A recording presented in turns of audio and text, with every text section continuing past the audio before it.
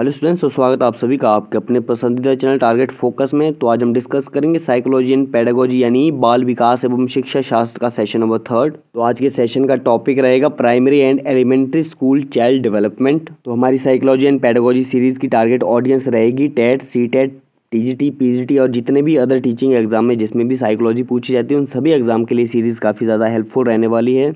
और जो भी हमारे इस चैनल पर नए हैं तो चैनल को सब्सक्राइब कीजिए और बेल आइकन को प्रेस कीजिएगा ताकि हमारी वीडियोस की नोटिफिकेशन आप सभी तक सबसे पहले पहुंच सके। क्योंकि टारगेट फोकस आप सभी को प्रोवाइड कर रहा है free video lecture, PDF notes और आपको टारगेट फोकस में 100% सेटिस्फैक्शन होने वाली है। तो कंटिन्यू कर लेते हैं आज के सेशन को। तो आज का पहला क्वेश्चन है, विकास शुरू होता है तो आपको बताना है कि विकास कब से शुरू होता है। ऑप्शन दे रखे हैं, गर्भ अवस्था से, शैशव अवस्था से, पूर्व बाल्यावस्था से या फिर बाल्यावस्था के बाद से। तो जल्दी से चूज कर लीजिए विकास कब से शुरू होता है। आप सभी ने चूज कर लिया तो ऑप्शन नंबर सेकंड सही हो जाएगा, शैशव अवस्था से। तो ध्यान दीजिएगा, विकास निरंतर एवं जीवन पर्यंत चलने वाली प्रक्रिया है। यह शैशव अवस्था अर्थात शिशु के जन्म के साथ आरंभ होता है और व्यक्ति की मृत्यु के साथ समाप्त होता है। इसमें जो है व्यक्ति का संपूर्ण जीवन काल शामिल होता है। तो अगला क्वेश्चन है, नैतिक विकास को समझने में एक महत्वपूर्ण अवधारणा समावेशन है, ये किसने कहा था। ऑप्शन दे रखे हैं, Kohlberg, Sigmund Freud, Martin Hoffman या फिर इनमें से कोई नहीं। तो जल्दी से चूज कर लीजिए, नैतिक विकास को समझने में एक महत्वपूर्ण अवधारणा समावेशन है, ये किसने कहा था। आप सभी ने चूज कर लिया तो ऑप्शन नंबर ए सही हो जाएगा, ये कहा था भी कोहलबर्ग ने। तो ध्यान दीजिएगा, कोहलबर्ग के अनुसार नैतिकता विकास की सार्थक समावेशी समझ पैदा करती है जो कि आंतरिक मानकों व सिद्धांतों द्वारा नियंत्रित होता है। तो अगला क्वेश्चन है, बाल विकास की किस अवस्था में बालक का आकर्षण विषम लिंगी के प्रति अधिक हो जाता है, यानी अपोजिट सेक्स के प्रति जो है आपका आकर्षण अधिक हो जाता है। कौन सी अवस्था है वो। ऑप्शन दे रखे हैं, शैशव अवस्था, बाल्यावस्था, किशोर अवस्था या फिर प्रौढ़ अवस्था। तो जल्दी से चूज कर लीजिए, बाल विकास की किस अवस्था में बालक का आकर्षण विषम लिंगी के प्रति अधिक हो जाता है। आप सभी ने चूज कर लिया तो ऑप्शन नंबर 3 सही हो जाएगा, थर्ड ऑप्शन सही हो जाएगा, किशोर अवस्था। तो ध्यान दीजिएगा, किशोर अवस्था जो है विकास तथा समायोजन का वह समय है जो बचपन तथा प्रौढ़ अवस्था में अंतरकालीन समय होता है। किशोर किशोरियों में जो है इसी अवस्था में एक दूसरे के प्रति जो है बहुत आकर्षण उत्पन्न होता है। तो अगला क्वेश्चन, निम्न में से कौन सा विकास का सिद्धांत नहीं है। तो आपको बताना है इन चारों में से विकास का सिद्धांत कौन सा नहीं है। ऑप्शन दे रखे हैं, विशेष से सामान्य क्रियाओं का सिद्धांत, निरंतरता का सिद्धांत, विभिन्नता का सिद्धांत या फिर एकीकरण का सिद्धांत। तो जल्दी से चूज कर लीजिए, निम्न में से कौन सा विकास का सिद्धांत नहीं है। आप सभी ने चूज कर लिया तो ऑप्शन नंबर ए सही हो जाएगा, विशिष्ट से सामान्य क्रियाओं का सिद्धांत। ये जो है आपका विकास का सिद्धांत नहीं है। तो ध्यान दीजिएगा, सामान्य से विशिष्ट की ओर का सिद्धांत चिंतन तर्क से संबंधित है। बालक पहले सामान्य वस्तुएं और बाद में जो है विशिष्ट या फिर विशेष बातें सीखता है। उदाहरण के लिए शब्दावली का निर्माण करने में बालक पहले जो है सामान्य शब्द और बाद में जो है विशिष्ट शब्द सीखता है। तो अगला क्वेश्चन है, पियाजे के अनुसार संज्ञानात्मक विकास के किस चरण पर बालक जो है वस्तु निष्पादन को प्रदर्शित करता है। ऑप्शन दे रखे हैं, औपचारिक सक्रियात्मक चरण, संवेदीगामक चरण, पूर्व सक्रियात्मक चरण या फिर मूर्त सक्रियात्मक चरण। तो जल्दी से चूज कर लीजिए, पियाजे के अनुसार संज्ञानात्मक विकास के किस चरण पर बालक जो है वस्तु निष्पादन को प्रदर्शित करता है। आप सभी ने चूज कर लिया तो ऑप्शन नंबर 4 सही हो जाएगा, मूर्त सक्रियात्मक चरण।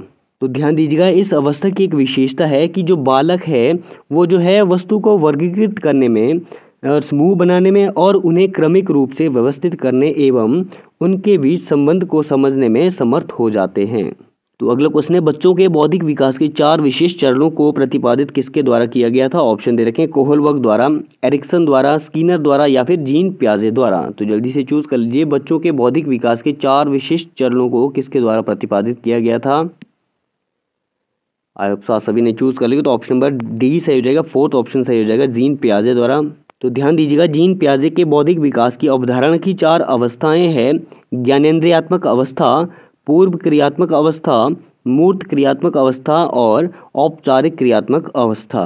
तो अगला क्वेश्चन है, निम्नलिखित में से किस चरण में बच्चे अपने समवयस्क समूह यानी पीर ग्रुप के सक्रिय सदस्य बन जाते हैं। ऑप्शन दे रखे हैं, किशोर अवस्था, वयस्क अवस्था, शैशव अवस्था या फिर बाल्य अवस्था। तो जल्दी से चूज कर लीजिए, निम्नलिखित में से किस चरण में बच्चे अपने समवयस्क समूह के सक्रिय सदस्य बन जाते हैं।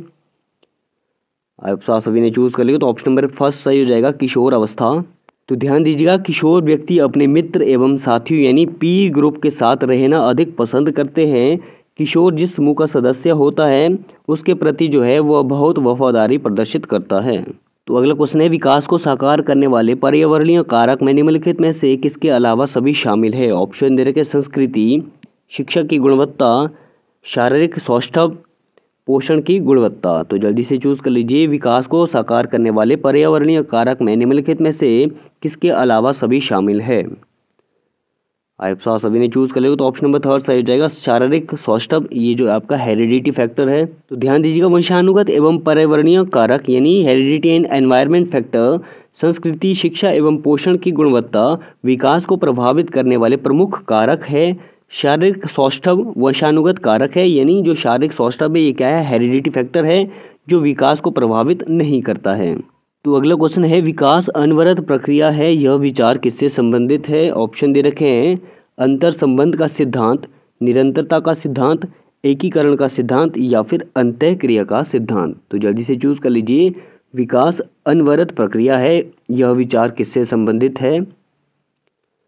आप सभी ने चूज कर लिया तो ऑप्शन नंबर 2 सही हो जाएगा, निरंतरता का सिद्धांत।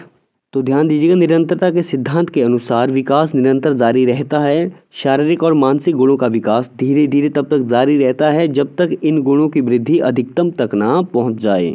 तो अगला क्वेश्चन है, बच्चों के भाषाई विकास का महत्वपूर्ण चरण कौन सा होता है। ऑप्शन दे रखे हैं, शिशु अवस्था, बाल्यावस्था, किशोर अवस्था या फिर वयस्क अवस्था। तो जल्दी से चूज कर लीजिए, बच्चों के भाषाई विकास का महत्वपूर्ण चरण कौन सा होता है। आप सभी ने चूज कर लिया तो बच्चों के भाषाई विकास का महत्वपूर्ण चरण होता है भाई बाल्यावस्था, ऑप्शन नंबर 2 सही हो जाएगा।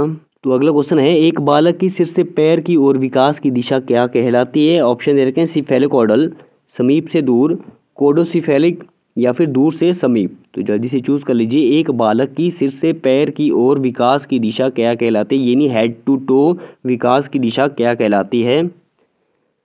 आप सभी ने चूज कर लिया तो ऑप्शन नंबर ए सही हो जाएगा, सिफेलोकॉर्डल। तो ध्यान दीजिएगा, सिफेलोकॉर्डल में जो है विकास क्रम लंबवत रूप से सिर से पैर की ओर होता है। सबसे पहले बालक जो है अपने सिर और भुजाओं की गति पर नियंत्रण करना सीखता है और उसके बाद टांगों का, इसके बाद वो जो है अच्छी तरह बिना सहारे खड़ा होना और उसके बाद जो है बालक चलना सीखता है। तो अगला क्वेश्चन है, प्रारंभिक शिशु देखभाल और शिक्षा को क्या कहा जाता है। ऑप्शन दे रखे हैं, ICDS, ECCE, MDMS या फिर DIET। तो जल्दी से चूज कर लीजिए, प्रारंभिक शिशु देखभाल एवं शिक्षा को क्या कहा जाता है। आप सभी ने चूज कर लिया तो ऑप्शन नंबर 2 सही हो जाएगा, ECCE। तो ध्यान दीजिएगा, ECCE अर्थात elementary child care and education वस्तुतः जो है पूर्व बाल्यावस्था की शिक्षा है, जो प्रारंभिक शिक्षा का पूर्ववर्ती संस्करण एवं आधार है। प्रारंभिक शिशु देखभाल एवं शिक्षा की जो है सर्वोच्च प्राथमिकता राष्ट्रीय शिक्षा नीति 1986 में दी गई थी। अतः नई शिक्षा नीति 1986 का यह आयाम बाल्यावस्था एवं पोषण को सुनिश्चित करता है। तो आज के सेशन में इतना ही करते हैं। उम्मीद आप सभी को आज का सेशन पसंद आया होगा। तो अगर पसंद आया हो तो लाइक शेयर सब्सक्राइब कीजिए टारगेट फोकस यूट्यूब चैनल को और बने रहिए हमारे साथ।